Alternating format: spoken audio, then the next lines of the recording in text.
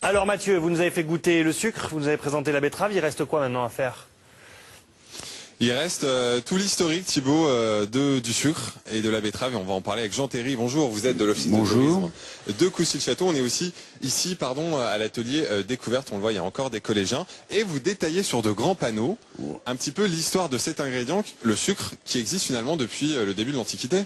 Oui, c'est exactement ça. On explique que le premier sucre est le miel, extrait de la chicorée, du sirop d'érable et du sucre de canne. Et que les apothicaires sont les précurseurs des pharmaciens qui préparent des drogues justement pour améliorer l'amertume des produits qu'ils préparent et ainsi faciliter le traitement des gens. Un mot sur la présence de la betterave sucrière dans la région qui n'allait pas de soi au début.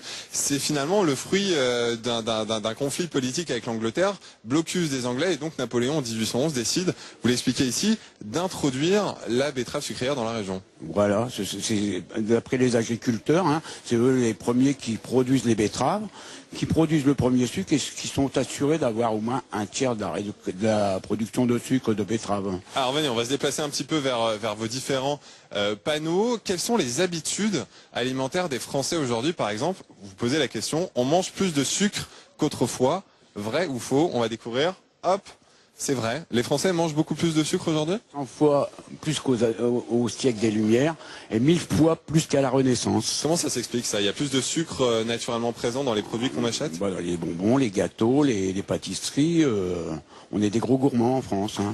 On va le voir sur ces images, la betterave c'est l'emblème un petit peu de la région. Et là vous parlez d'une plante, c'est la Beta vulgaris, c'est quoi? C'est le nom latin de la betterave sucrière tout simplement? Tout à fait. Alors on explique aussi que pour faire pousser la betterave, on a besoin du soleil, de l'eau et de la terre. D'accord. Bon, on va continuer un petit peu le parcours. Pardon les enfants, on va un petit peu se mettre ici. Ce panneau ici, qu'est-ce que vous avez essayé d'expliquer avec ces différents ingrédients? Voilà. Si on mange trop de barres de chocolat, on vous explique qu'il y a 65 grammes pour 100 grammes d'apport en glucides. Il faut mettre le bleu, voilà, hop. On a 50% de saccharose et à manger occasionnellement parce que sinon c'est les caries qui se mettent sur les dents. Par exemple, on explique aussi que si on mange du poulet, vous voyez, 0% d'apport en glucides, on va se trouver à 0% de saccharose et on peut en manger 1 à 2 fois par jour. Il n'y a aucun sucre dans le poulet quasiment. Voilà. Quelles sont les habitudes alimentaires des plus jeunes? Là on est avec des collégiens. Est-ce que le sucre, voilà, ça fait partie de leur vie, de leurs habitudes alimentaires? Ah oui, parce que trop, avec excès, vous pensez? Oui, en excès, oui, parce que pour eux, le sucre, c'est quelque chose qu'ils adorent, quoi. On leur a mis ça c'est notre siècle qui veut ça. Les enfants se gavent de sucre. Alors justement, on va voir les effets du glucose sur le corps humain. Là, vous avez fait un petit croquis avec les différents organes. Voilà. Qu'est-ce que vous expliquez ici? Ici, c'est un peu plus compliqué. C'est plutôt de la médecine. On part du repas. Voilà, j'ai trouvé le repas. Voilà, il y est. Voilà, le cerveau qui commande. Et puis, on va trouver sur l'étape 1, les aliments qui passent par le foie. C'est tout le parcours du sucre dans l'organisme. Voilà, jusque dans les muscles. C'est vital de consommer du sucre pour le bien-être? C'est l'énergie, le sucre.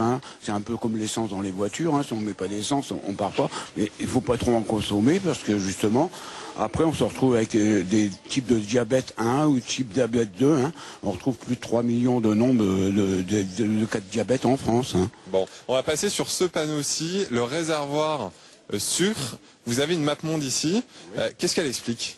Alors, elle explique envers la production de sucre en France ou en Europe, la consommation de sucre et la production d'éthanol. Alors, on explique par pays. Voilà. Et alors nous, en France, on produit peu d'éthanol, mais beaucoup de sucre. Voilà. Et on est des gros consommateurs de sucre. Par exemple, on produit 17% de sucre et on en consomme 20%. On est obligé d'en exporter. D'accord. D'en importer, ouais. Voilà. Et ici, j'explique aussi que si on voulait récolter 50% d'éthanol, c'est 3/4 de la France qui serait plantée en éthanol. Si on voulait récolter, en surface, si on voulait récolter 100% d'éthanol, c'est plus de 110% de la France qui serait plantée, c'est-à-dire plus d'arbres, plus de maisons, c'est toute la France qui serait plantée en betterave pour récolter 100% d'éthanol. Et on rappelle que l'éthanol sert bien sûr à rouler quand c'est coupé avec, avec du sans-plomb. Beaucoup de cars maintenant sont équipés pour rouler à l'éthanol. Merci beaucoup. Alors, la Beta vulgaris, on en est où, mon cher Mathieu? Eh ben, on a découvert la Beta vulgaris. Regardez bien la fourche d'époque qui servait à récolter cette Beta vulgaris. Roger Vanier, bonjour. Vous êtes vice-président de la communauté de communes du Val de l'Ailette en charge du tourisme. Et vous connaissez bien tous ces outils qui font partie du patrimoine français. Des outils qui ont à peu près quel âge? Oh, 80, 100 ans, parce que depuis la betterave, toujours, ça a été manuel. Donc, il a fallu toujours quelques outils manuel pour pouvoir ou arracher, ou charger, ou traiter, ou... Très bien. Alors moi je vais reposer la fourche. Expliquez-nous un petit peu le fonctionnement de ces pièces de musée et notamment de l'arrache betterave. Comment est-ce que ça marchait, cet objet-là? L'arrache betterave, c'est un outil qui est pointu avec un manche en bois. Elle servait pour arracher les betteraves. Donc la personne qui le prenait, d'une main tenait les feuilles et de l'autre l'outil et faisait pression sur l'outil pour lever la betterave, l'extraire du sol et la reposer après sur le sol. C'était physique, c'était usant pour le corps comparé aux techniques d'aujourd'hui? Ah bah absolument, parce que le travail était tout manuel et du matin au soir, donc 10-12 heures par jour pendant 3-4 mois. D'accord. Et ensuite, cette betterave posée au sol, et on prenait un autre outil qui s'appelait la serpe. Vous voyez l'exemple ici. La serpe. Et cette serpe servait à couper les feuilles au niveau du collet. Pour conserver l'essence même de la betterave. La feuille, les feuilles de betterave restaient dans le champ. Et ça faisait une ligne après de betterave qui était prise donc toujours manuellement avec les fourches. Bon. Pour monter dans des tombereaux. Alors venez avec moi, on va aller voir de ce côté-ci parce que ça a bien changé depuis cette époque-là. Aujourd'hui, on récolte la betterave sucrière de manière moderne. Vous avez réalisé des ateliers miniatures ici. Alors quels sont tous ces engins? Les engins sont maintenant modernes et avec des tracteurs. Donc le premier, c'est le labour, donc qui se fait à cette époque-ci, enfin au mois de novembre-décembre. Quand la terre est labourée, on laisse passer l'hiver. Ensuite, on apporte au mois de février des engrais. Et aussitôt que la terre est ressuyée au printemps, on affine la terre. Donc la terre est plus plane, affinée. Et on peut semer à partir du mois de mars. Enfin, en général, on commence autour de 10-15 mars et des fois jusqu'à avril, c'est suivant les conditions atmosphériques. Avec des semoirs qui sont maintenant pneumatiques, donc on sème toujours des rangs de 45 cm, mais la graine est posée tous les 20 cm sur le rang. D'accord. Il n'y a plus de démarrage comme anciennement fait à la main, à la binette. Et indirectement, c'est grâce à ce type d'engin qu'on va faire du bioéthanol. Venez avec moi, Roger, on va sortir de cette salle et on va se diriger vers une voiture dernier cri qui fonctionne à l'éthanol. Et on va en parler avec Daniel Pantel qu'on retrouve.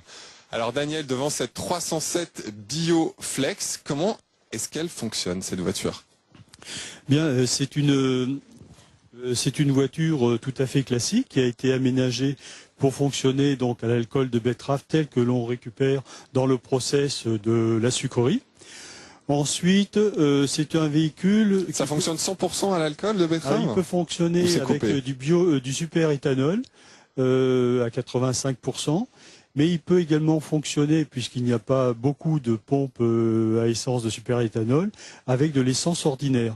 C'est-à-dire que c'est un véhicule qui peut fonctionner entre 85% de bioéthanol ou 0%. Et il y a un calculateur à l'intérieur, tout simplement, qui permet d'ajuster les réglages au niveau du moteur. Quels sont les avantages et les inconvénients du bioéthanol? Eh bien, les avantages du bioéthanol, c'est que d'abord on change un peu de l'essence. Hein, on passe un peu du siècle de l'or noir vers le siècle de l'or vert. C'est moins polluant, moins de rejet, moins d'émissions de CO2. En plus, on maîtrise une partie du combustible, on maîtrise la betterave. Les inconvénients? Alors les inconvénients, c'est simplement que pour l'instant, il n'y a pas beaucoup de pompes de superéthanol. Et le deuxième point, c'est qu'il ne faut pas aller trop loin non plus. La betterave, c'est une plante qui est consommée. Mm-hmm. Donc on ne peut pas aller trop loin, il faut être raisonnable, mais les accords européens prévoient qu'on puisse passer 10% de bioéthanol. Voilà. Merci beaucoup Daniel Pantel. Et pourquoi les barbes à papa sont blanches? C'est rose normalement, non? Alors dernière question, dernière minute, pourquoi est-ce que les barbes à papa sont blanches? D'habitude elles sont roses, non? En fait là elles sont un peu blanches parce que j'ai pas assez mis le colorant par rapport à la quantité de sucre, mais elles sont roses simplement, elles peuvent être bleues, elles peuvent être jaunes, elles peuvent être... Ça dépend des colorants et des parfums qu'on met. On en fait ce qu'on veut un petit peu. Quoi. Merci bien, et bien à demain Thibaut.